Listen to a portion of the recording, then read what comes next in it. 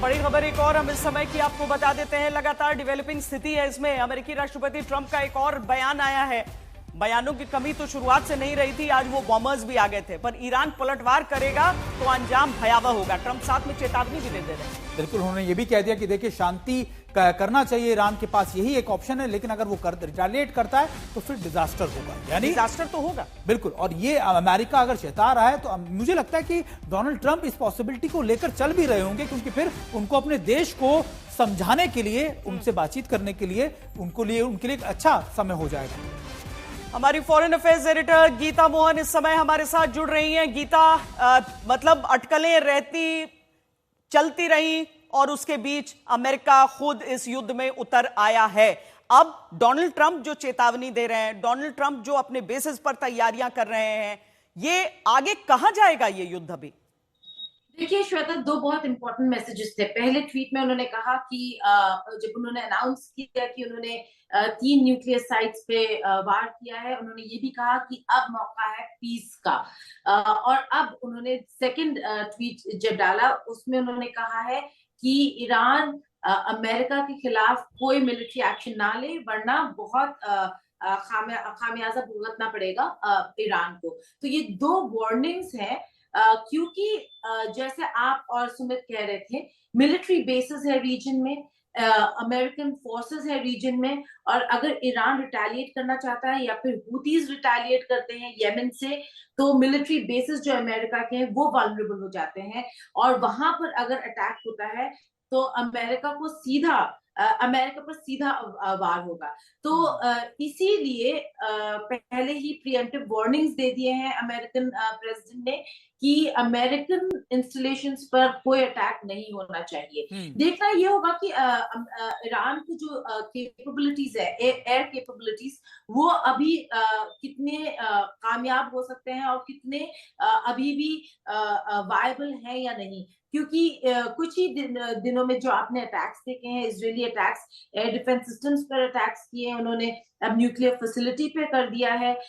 दो चीजें ईरान को भी देखनी होंगे, एक रिटेलिएटरी अटैक्स करने की कैपेबिलिटी कितनी है अभी ईरान में, और दूसरा जो ईरानियन न्यूक्लियर फैसिलिटीज पे अटैक हुआ है उसका जो इम्पैक्ट पड़ने वाला है, ना केवल ईरान पर लेकिन जो करीबी मुल्क है, कुवैत इंक्लूडेड, वहां पर क्या इम्पैक्ट होने वाला है वो भी देखना होगा। तो आईएईए का इंतजार है कि वो क्या कहते हैं इस पूरे अटैक पर।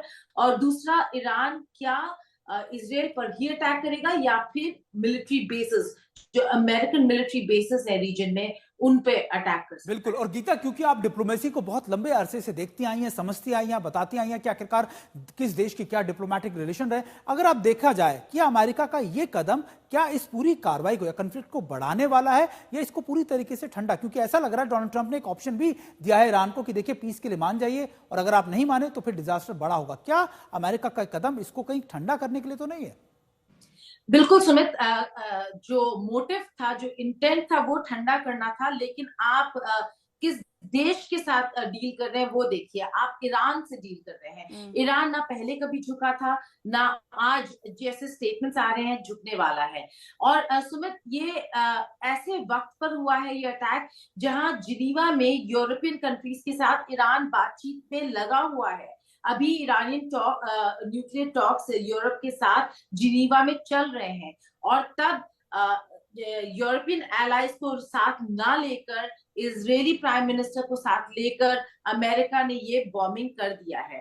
तो अब देखना ये होगा कि ईरान किस तरीके से इस पूरे कार्रवाई का जवाब देता है, क्योंकि चुप नहीं बैठेगा, लेकिन किस तरीके से देगा वो भी इंपॉर्टेंट है। अगर आप मैप ही देख ले सुमित, और हम मैप भी काफी समय से दिखा रहे हैं, तो ईरान का डिसएडवांटेज ये है कि इजराइल ईरान से बहुत दूर है, इसलिए उन्हें ये प्रॉक्सी नेशंस की जरूरत पड़ती है, चाहे वो सीरिया था जो अब ईरानियन एलाई नहीं रहा है, या फिर बाकी जो देश हैं, यमन जहां से हुटीज अटैक करते हैं।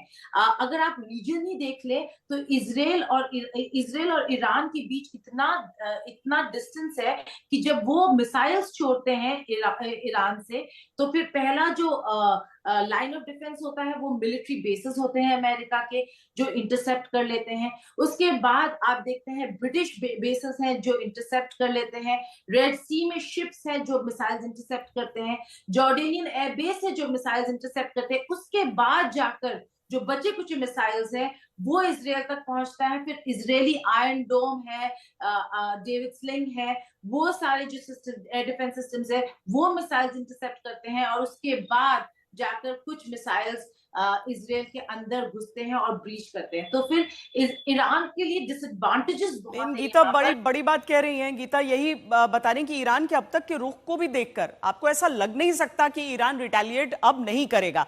मतलब एक वार होता है तो आपको इंतजार करना होगा कि सामने वाला देश आगे क्या करता है। डोनाल्ड ट्रंप ने क्या क्या कहा है हम एक बार फिर सुना लेते हैं और चर्चा हमारी लगातार जारी है।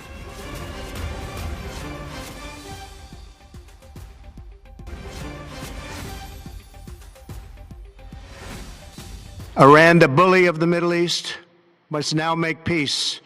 If they do not, future attacks will be far greater and a lot easier.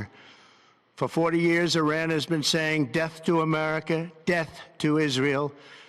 They have been killing our people, blowing off their arms, blowing off their legs with roadside bombs.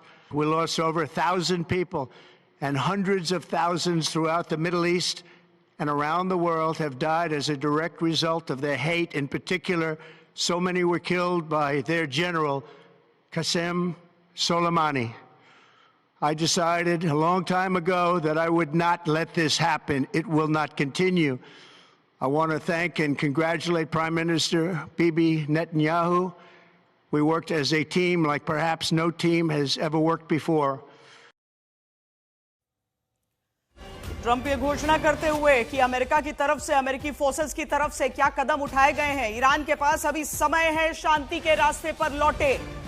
America से जो बातचीत Iran की चल रही थी वो बातचीत तो डिरेल हो गई इजराइल के पहले हमले के साथ ही, और अब यूरोप के देशों से बात भले हो रही है, अमेरिका से सीधी बात हो नहीं रही है। तो इसमें शांति का रास्ता कहां से होकर निकलेगा और कितना घुमावदार होकर निकलेगा, इसके अभी समझ पाना मुश्किल है। बिल्कुल। और देखिए, अमेरिका की तस्दीक, ये कहना कि हमने ईरान के परमाणु ठिकानों पर हमला किया है, ये भी एक बड़ा मैसेज है ईरान के लिए। ये तस्वीरें हम आपको दिखा रहे हैं, ईरान पर हमले की भी तस्वीरें आप देख रहे हैं। साथ में लगातार इजराइल पर भी निशाना साधा जाता है ईरान की तरफ से।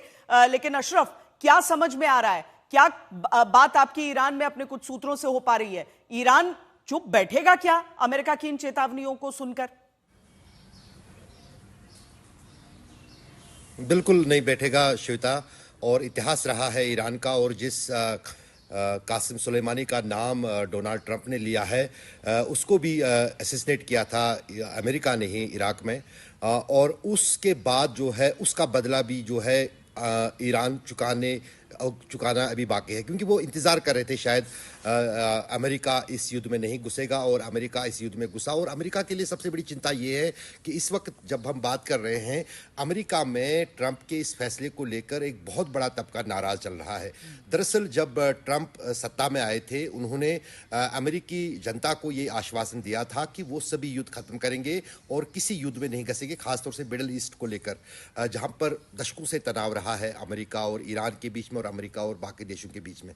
लेकिन अब जो है इस युद्ध का दायरा बढ़ चुका है। सबसे पहली जो मेरी समझ आती है, और जो ईरान के लोग और ईरान के तज्जिया निगार बोलते हैं, कि अब जिस हिजबुल्लाह को खामोश किया था इजराइल ने कार्रवाइयाँ करके, वो उनके कल 2 टॉप लीडर्स जो हैं वो बगदाद यहाँ तेहरान में मारे गए, वो इस जंग में कूदने जा रहा है, डायरेक्ट अटैक्स करेगा नॉर्दर्न इजराइल पे।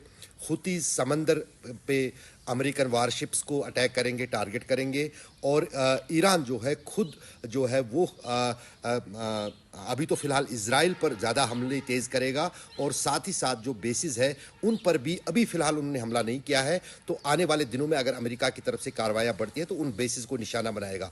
फिलहाल मंथन चल रहा है पूरे खाड़ी के देशों में, क्योंकि अभी तक फिलहाल ईरान की तरफ से ये कहा जा रहा है कि जो ये ब्लस्टर बम्स यूज़ किए गए हैं, तीन ही जो है न्यूक्लियर साइट्स पे, और एक न्यूक्लियर साइट काफी दिलचस्प है, उसको बख्शा गया है। वो है बुशरा की एयरबेस, जो नियंत्रण जिसका रशिया करता है।